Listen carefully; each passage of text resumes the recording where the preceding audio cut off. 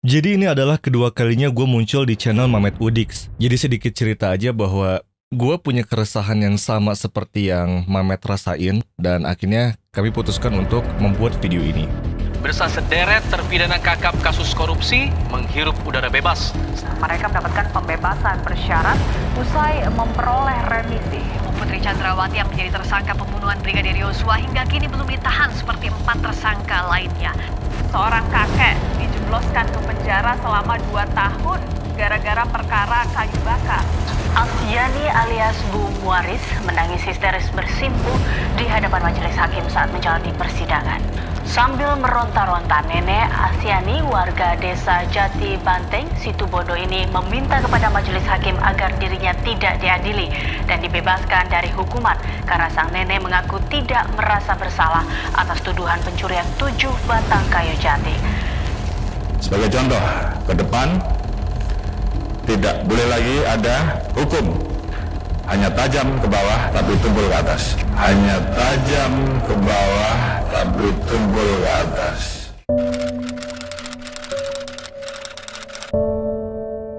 Gue sebenarnya punya keresahan yang gue simpan cukup lama, tapi gue gak pernah punya keberanian untuk speak up di media sosial yang gue punya. Karena apa? Pertama, ini adalah pembahasan yang cukup sensitif untuk gue publish. Ditambah lagi, ini adalah sesuatu yang sebenarnya di luar ranah gue. Alasan yang kedua adalah, balik lagi, gue bukan siapa-siapa gitu ya. Gue cuman rakyat Indonesia yang biasa saja, yang mencoba mencari mata pencahariannya, berusaha untuk menghindari masalah. Tapi gue merasa bahwa gue punya kewajiban untuk speak up. Hingga akhirnya gue pun menemui Mamet, dan setelah kita ketemu tuh kita ngediskusiin banyak hal, dan ternyata kita sama-sama punya keresahan yang sama. Maka dari itu, Mamet pun memfasilitasi gue untuk speak up di media yang dia punya ini. Kalian tahu gak isu soal koruptor di luar sana yang masa tahanannya disunat sehingga mereka itu dapat dibebaskan secara bersyarat? Sedangkan di sisi lain, ada masyarakat kita dari kalangan yang kurang mampu, yang mana mereka ini tidak mendapatkan keadilan yang sama.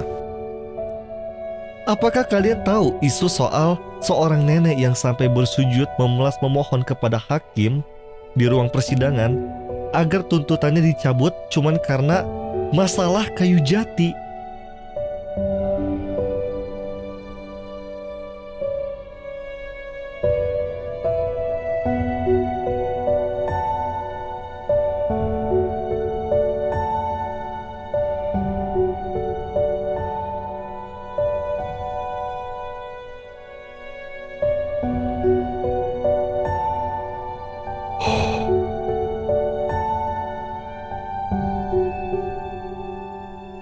Hanya tajam ke bawah tapi tumpul ke atas. Belum lagi waktu itu gue nonton podcastnya Bang Hotman Paris sama Om Deddy Corbuzier, yang mana di situ Bang Hotman menceritakan bahwa para koruptor di luar sana nih yang ngambilin uang-uang kita, ya, mereka itu ternyata kebanyakan kasusnya ketika mereka sudah ditangkap, uang hasil korupsinya itu gak tahu kemana. Begitu misalnya kita misalnya korupsi 50 miliar dihitung terus segitu, penjara 2 tahun bayar segitu, masih ada untung-untung 30 belum? Ya masih. Karena hampir jarang sekali ada putusan suruh mengembalikan semuanya. Coba bayangin kalau misalnya satu koruptor ini korupsi sampai anggapan 3 miliar dan hanya didenda sebesar 200 juta rupiah. Itu kemana sisa uangnya?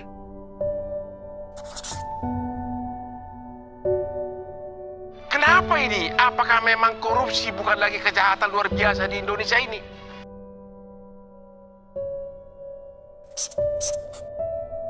Permohonan untuk tidak dilakukan penahanan karena dengan alasan kemanusiaan, karena alasannya apa? Itu mempunyai anak kecil.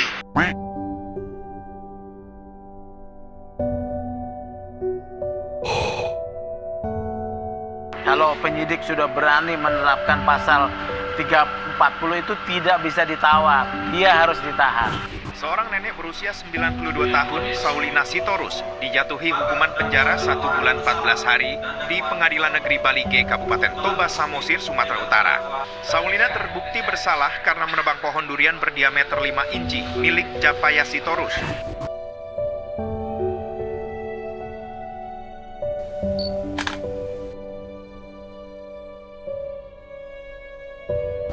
Memang sekarang ini tingkat kepercayaan masyarakat terhadap hukum dan mentalitas pejabat sangat low. Saya berani ngomong, tidak ada keadilan di sini. Tidak ada hukum yang benar-benar sempurna. Selalu ada ruang untuk berbuat mana suka. Sorry, gue agak sedikit emosional untuk masalah ini ya. Pernah gak sih tersirat dalam pikiran kalian gimana kalau mereka nih ya, masyarakat kalangan bawah, si kakek si nenek itu ada di posisi kalian?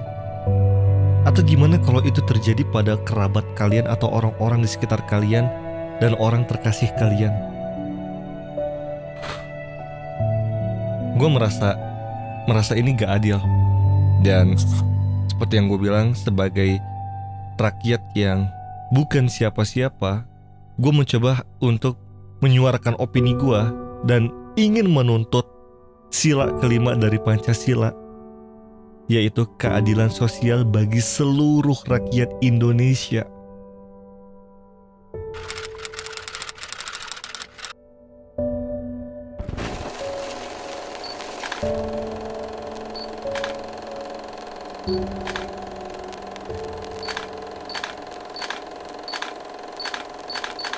Bagaimana menurut Anda sebagai seorang milenial memandang hukum di negeri kita, Republik tercinta ini? Kacau. Seperti apa? Ruwet. Kata Pak Jokowi juga ruwet. Bunyinya apa sila kelima? Keadilan sosial bagi seluruh rakyat Indonesia nggak ada, Bang. Itu buat para orang-orang kaya aja yang punya keadilan, Bang. Kalau rakyat kayak kita nggak ada, Bang. Udah, saya mau makan dulu, Bang. Ya, Bang. Saya mau bikin negara aja lah, mau pindah negara. Wah, rewet lah, Bang.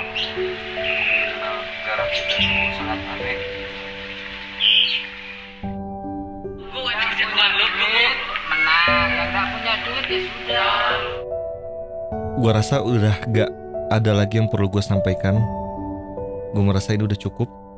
Jadi terima kasih buat kalian yang udah nonton video ini. It's time for me to sign out. Dan salam dari orang yang bukan siapa-siapa.